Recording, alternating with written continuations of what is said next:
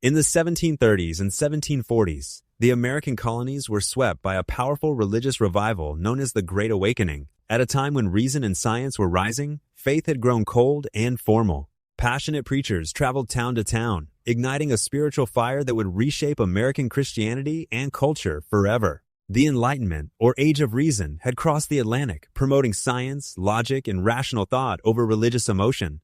Church services became stiff and formal. Attendance dropped. Many colonists felt spiritually empty amid growing wealth and secular ideas. The 13 colonies were religiously divided. New England was mostly congregational. The middle colonies had Quakers, Anglicans, Presbyterians, Baptists, and Dutch Reformed, and the southern colonies were largely Anglican, with growing numbers of Baptists and Presbyterians. The stage was set for renewal.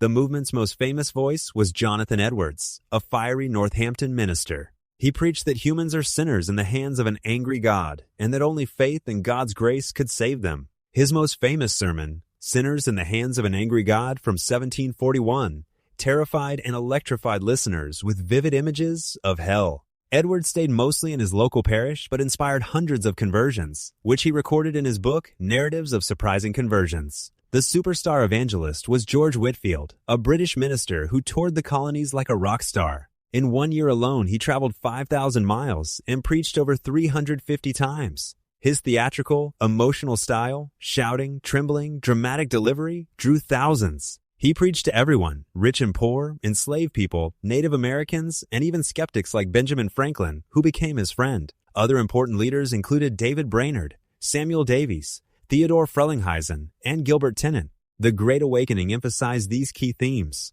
All people are born sinners. Without salvation, hell awaits. Anyone can be saved through sincere confession and God's grace. A direct, emotional, personal relationship with God, and faith should be heartfelt, not cold and institutional. Not everyone approved. Traditional ministers, led by Boston's Charles Chauncey, criticized the emotionalism and chaos. This split churches and communities into two camps.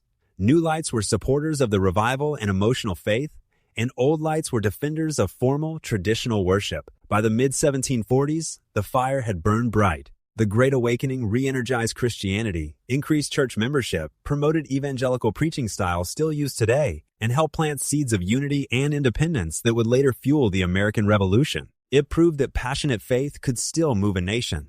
The Great Awakening, when America found its religious voice again.